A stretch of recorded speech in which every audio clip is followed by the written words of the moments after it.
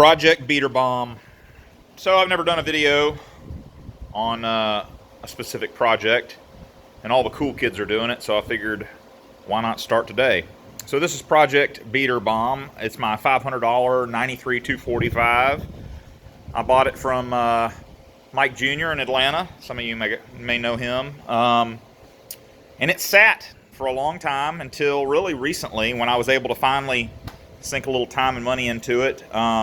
Currently, it's got a micro squirt on it with a set of LS injectors, a set of ID 1000s, a AEM 3.5 bar map sensor, and kind of a cobbled together turbo my buddy Brian at B&R Turbos in Birmingham put together. It's a stage 2 turbine wheel and a 48 AR turbine housing with a TO4E 40 trim compressor wheel, I believe, in a I'm trying to think of what that compressor cover is. It's a Hitachi HT12 or HT18 compressor cover.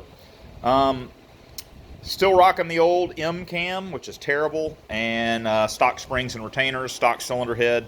So in the process of all this, we're gonna make some upgrades. So I've got a set of springs, retainers that are going to go in this head, some light port work slash port matching.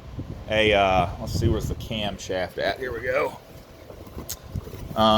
This is a stage 3. Gosh, what's the name of the company? They went out of business. I'm sure everybody knows. I'll come to think of it eventually. RSI camshaft. It's going to go in. The turbo, I'm going to replace the turbo with something a little more reasonable. Maybe this is a K24 turbo off of a S60R. Picked it up from the pull apart. Going to build a downpipe. Got it all modified to fit. Put a B&R wastegate actuator plate and I believe it's a 12 PSI actuator on it. So we'll see how that works. That in conjunction with the head, the cam, ought to make this thing a lot more pleasant. Before I had this thing on the dyno at about 15 or 16 pounds, it put down like 190 wheel. I was having some boost controller problems at the time, but that was the best I could do with it. So really it was probably at about 200 wheel, and that was as good as it was going to do. The goal for the car is to get it somewhere around the 250 wheel mark on pump 93, and well, really probably closer to 300 on pump 93. But yeah, high 200 wheel on pump 93, and 350 or more on E85. I've got enough injector for E85, so once we get the 93 stuff figured out, we'll eventually pump some E85 in here. But this is really kind of my cheap beater daily D. It's, it needs some polishing up.